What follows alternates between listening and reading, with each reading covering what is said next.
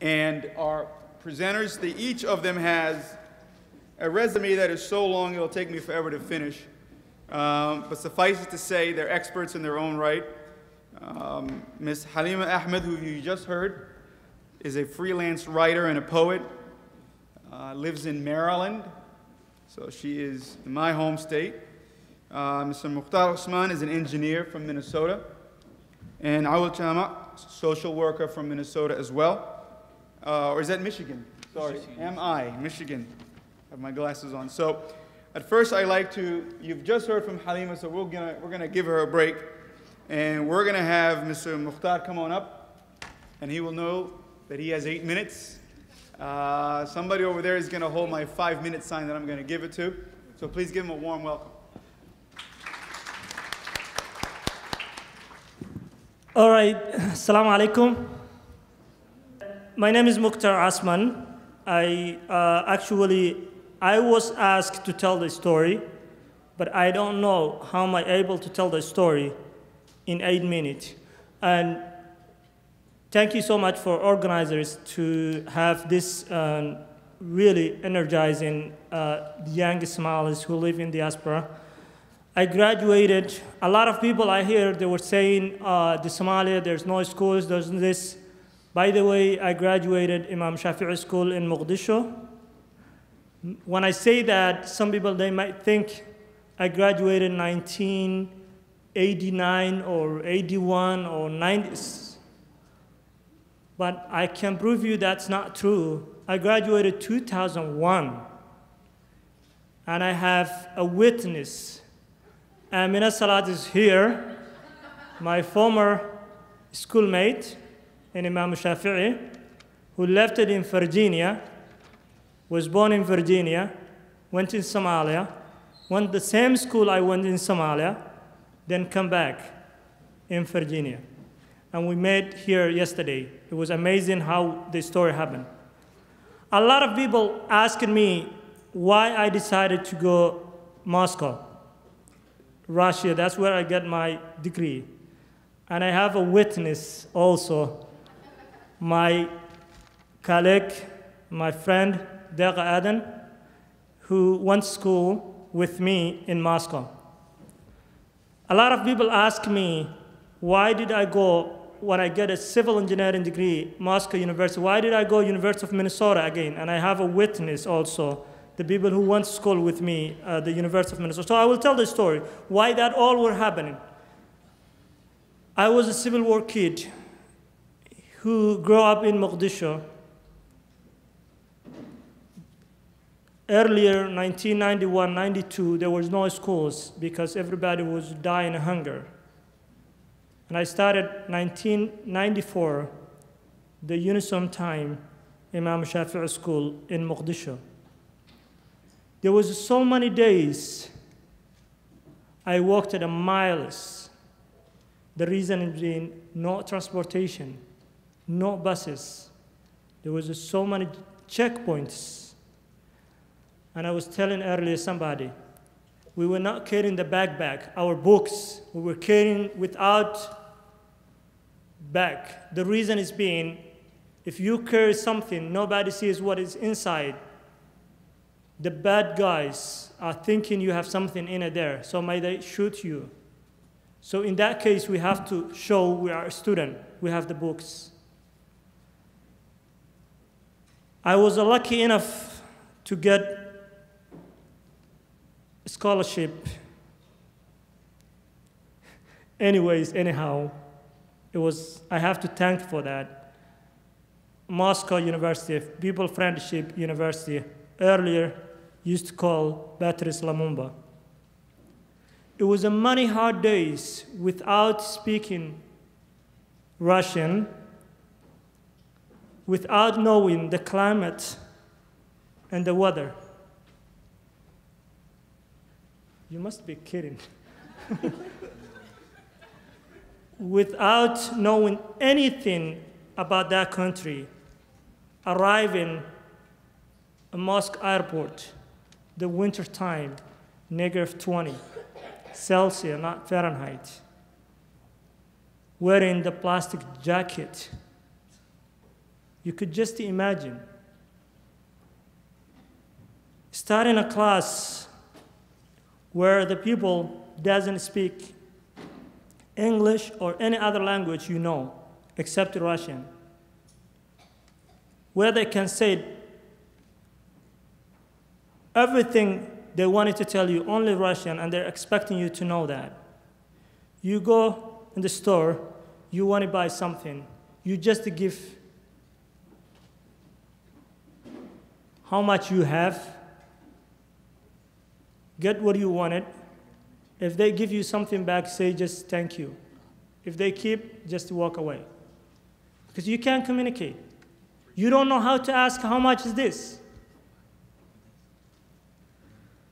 I think at the time to tell this story is really, really tight, and I can't do that because you already showed me 5 minutes left, and it's very hard.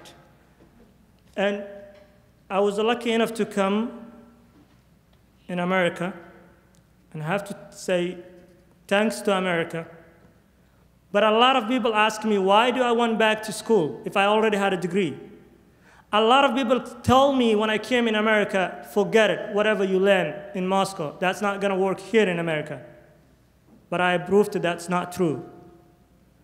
Because the connection is matter. The information is powerful. You have to have information to find something you wanted. So I met the guy and I asked, tell me what to do. Go to the advisor for the University of Minnesota, tell my story, say, this is the degree I have. I want to get a degree here. He told me, you know you're not gonna eligible any financial aid, you're not gonna get any help. I don't care whatever it takes, just I want to get a degree here. They evaluated and they told me I have to take a year at the University of Minnesota to get American degree, the same one I have, only the title is written in English, and the other, there's nothing different. The point I want to make and why I'm telling this story is, get the information and talk to the right people, make a connection, and think always a dream. If you have a dream and you believe it, something, you will reach a day. No matter how long it takes, it might come years. You might never reach that, but you will be happy the time you live in. So, and also, one thing that bothered me a lot, it was, I see so many people are trying to say, we need to help in Somalia. We need to contribute something in back home Somalia. But the question is, can you help somebody without helping yourself? When you're in the airplane and they will tell you, you need to wear the mask, what are they gonna say? Before even your child, wear yourself so you can save him. So I would say in the Somali community who live in the diaspora, without offering aid or helping in Somalia, let us help ourselves here. Because we have so many problems inside. Where the young kid who is sitting in the corner saying, angry, he doesn't have anyone to talk to him. All right, I will end at that. Thank you.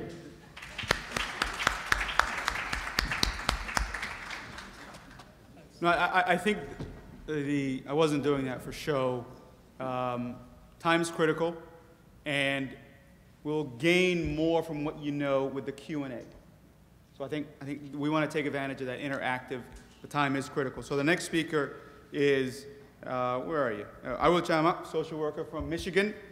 He equally has 8 minutes, not a minute more. Assalamu alaikum. Assalamu alaikum wa rahmatullahi wa barakatuh. My dear beloved Somalis, elders and youth, my name is Awil Jama, not Awil Mukhtar. Now, imagine Somali youth in North America being doctors, lawyers, engineers, and social workers in many numbers. Somali youth becoming scholars, presidents of university, political figures throughout America. Somali youth equipped with the knowledge and the skills to bring Somalia back to its glorious days. Somali youth in high positions with the authority and power to bring about change and world peace. Somali youth who truly care and love to unite for each other for a common goal, Somali solidarity, bridging any gap that faces them, fighting and striving to please Allah subhanahu wa ta'ala, forbidding wrong and encouraging right. Somali youth helping to strengthen and develop Somali communities that are equipped with the resources to give Somalis in North America the tools and the ability to pursue the American dream. Somali youth who work non-stop to end the injustices in the world hunger, poverty, and civil war.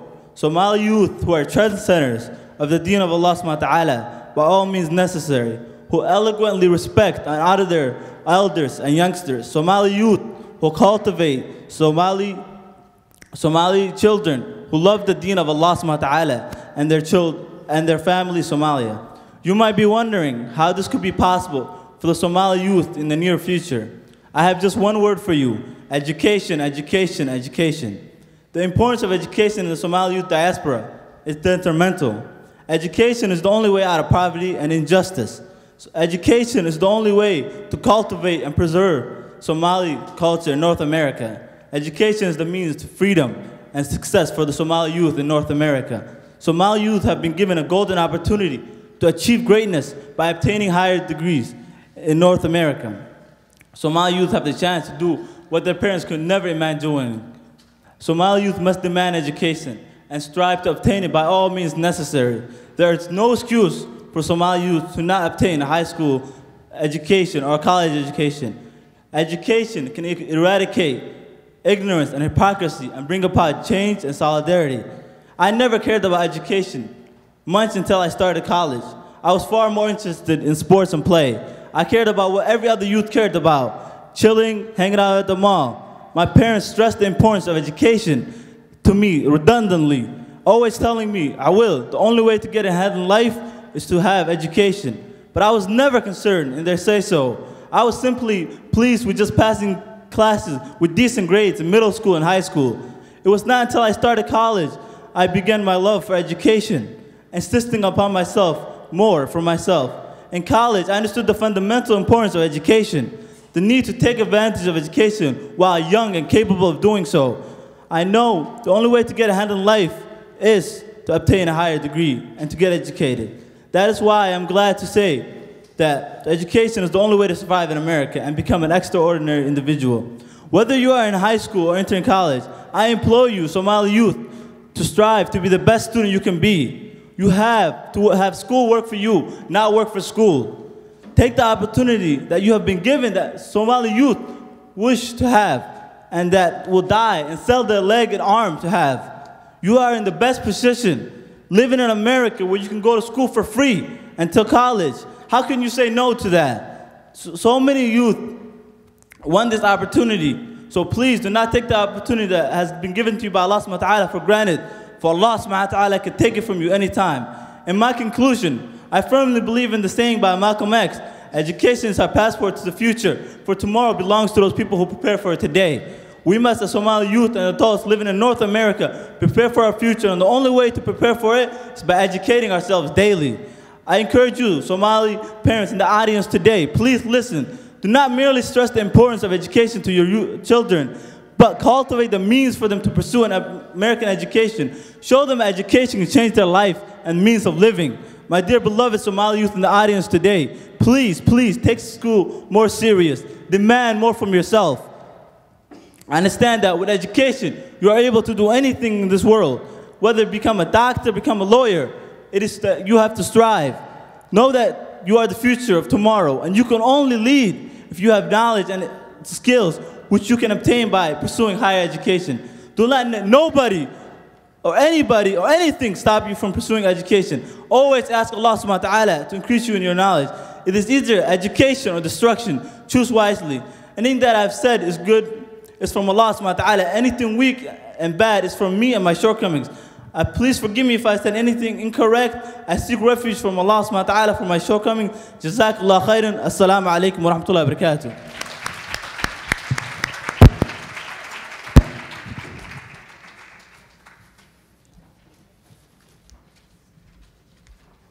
I can't even manage to equal that energy. Please tell him thank you very much.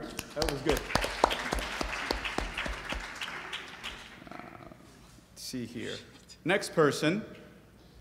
Halima, are you ready again? Yeah. Are you warmed up? Mm-hmm. Please give her another round of applause for her second performance in a day. Come on. 8 minutes. Assalamu alaikum. Today's topic is the importance of education in the Somali diaspora youth. And basically my talk is inspired by 3 quotes. And one of them I will already said, the one by Malcolm X. As Muslims, we know the first ayah that descended was read, Iqra. And the first thing that Allah subhanahu wa ta'ala created was the pen. It really shows you the significance of knowledge in Islam. One of my favorite role model, Nelson Mandela, said that education is the most powerful weapon which you can use to change the world. As Somalis in the diaspora, it's our duty and obligation to help people who are back home. We have to empower ourselves so we can empower them. We have to educate ourselves so we can unite our country and heal the problems that is going on. With education and dedication, we can all do something that is extraordinary. We all have important roles to play. When Bashir and Sahnun here today? No? If 2 of the teenagers that I really, really admire and respect are Bashir and Sahnun. They both co-founded a group called Wake Up Somalia. And this organization is geared towards sowing the tapestry of education in our country. I mean, if Bashir and Sahnun, who are basically teenagers, can do it, all of us can do it. I mean, we all can contribute. We have no excuse not to. One of the answers that I always get from Somalis when I ask them why you don't study, they say is like, you know, I'm already old, I make enough money.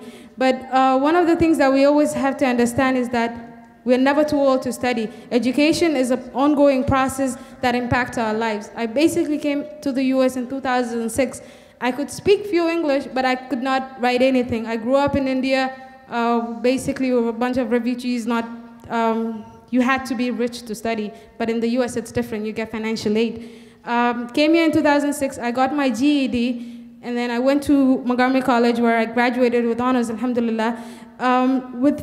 If you just have faith in Allah and you're hardworking, you know, it's really easy to be the best that you can be, so you can give Somalia the best of you.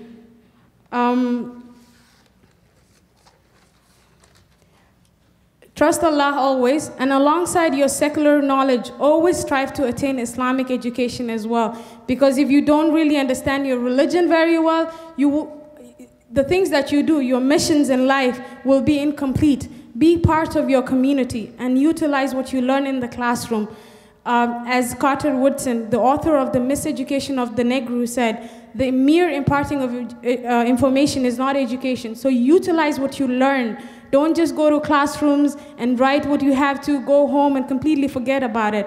Finally, I would like to conclude my talk with Malcolm X's famous quote that I will already said. Education is the passport to the future, for tomorrow belongs to those who prepare for it today. The Asian and the European communities are successful because they are united and they prepared themselves because they understand the value of education, and that is something no one can deny or take it from them.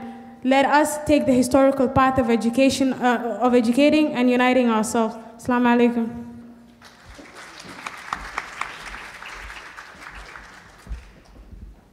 Thank you very much. As always, the women did a better job than the men on the clock. Always happens with Somali people. Thank you to the trio.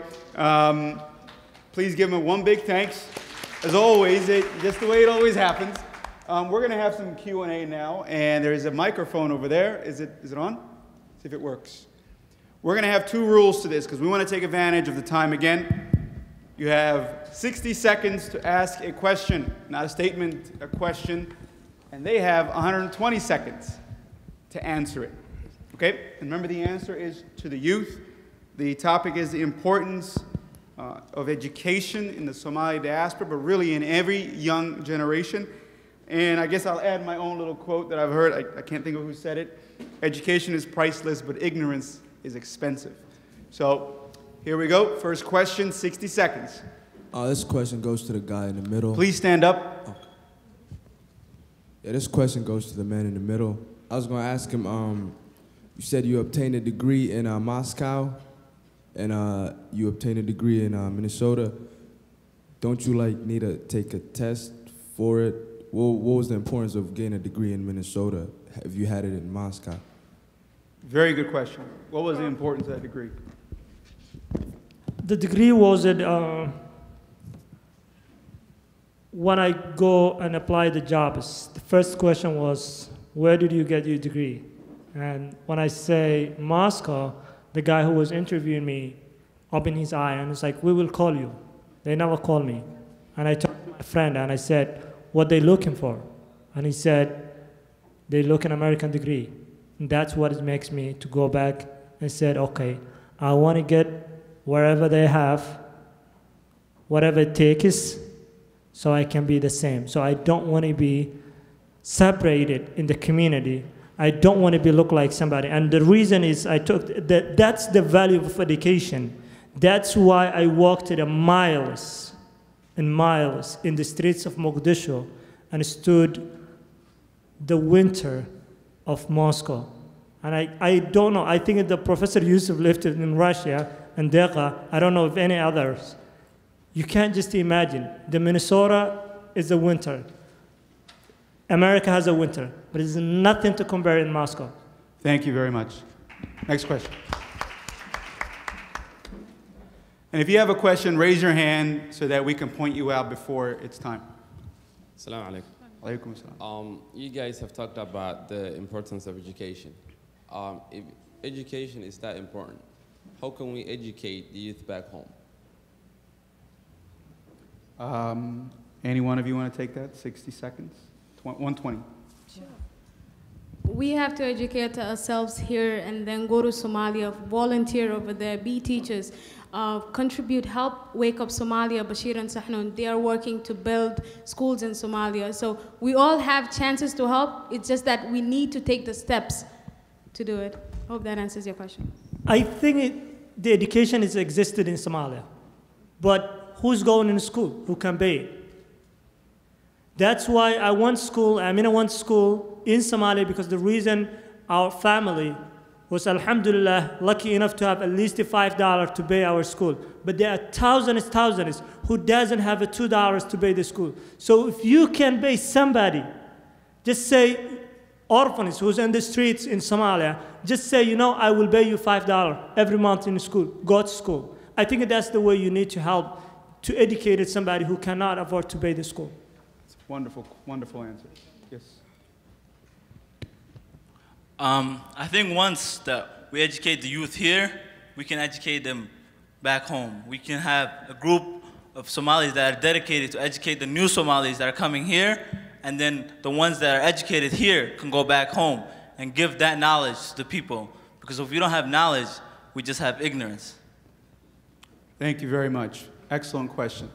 Next question. This next question. Please stand up. Okay. This next question goes to all three of you. Basically, I think that, you know, mashallah, your speech was really wonderful, and I thank you for sharing your stories. It was really amazing inspiration. I just feel like at times we're preaching to the choir. So how do we engage the youth that are not here? How do we, like the people in the audience who are holding the degrees or are in school right now, how do we engage with the people that are not here present today? Thank you. We'll start at the far end, work this way. I think the people that are not here, that are students, we have to get to them somehow. So I guess I would say best is target them wherever you are. Mentoring, like the brother over here, I forgot his name, but the Kufi, mashallah, said it eloquently that we just got a mentor. I think that's the only way we can really educate the Somali youth that are not coming to conferences and they're not coming to actual things that, you know, presented to them. So I think we have to engage them in some other way. Mentoring, you know, speaking to them at the masjid, whenever, any time you see them, just, if you're somebody who's older, who has some knowledge, or even if you're a youth who has knowledge, I think the only way that we can cultivate and change them is by helping them at all corners of life. Thank you. And I think I will take two groups. The group out here, make friends with them. Don't separate yourself, the rest of the youth.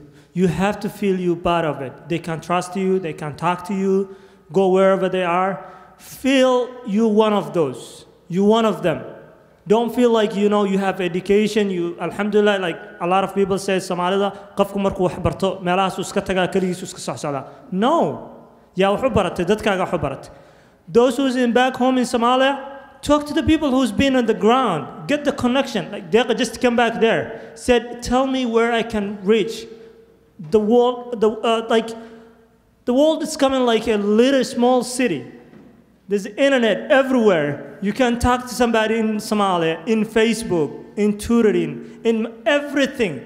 Just tell them, I need to help somebody. Get me somebody, and then you can reach them. Thank you. Just to add to what the brother said, I would say, utilize other means that, you can get to these youth. I mean, Voice of America, Hiran.com, we're there. Just post articles, blog about it. Let them know what they're missing out. Make it interesting so that they can come.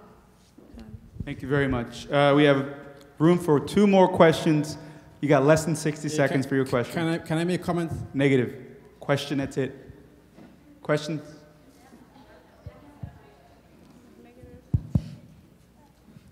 I want just to make another comment. Negative. You can't do it. Question, please. Can I add the story of Mukhtar also? Negative. You'll be up here. Question, please. We want to take advantage of their brains. We want to pick their brains. Okay. Yes. You guys, what would you say about the leadership used to participate the political process and reconstruction in Somalia? Education, so that's the take. I don't think anything in this life can happen without politics. Everything in the life has involved some sort of politician. So you have to be a politician to be a leader. You have to lead the community. So I think the only one thing is the missing in the Somali communities. When we hear the politician, the negative things can come in mind. It says he must be want to sit a chair. He's running the president. No, that's not the case. The people has to understand that the life is have to be a politics to be successful. So I think the youth need to understand to open up, to come to the table, stop boxing everybody, stop putting like everybody in one box, bad and good.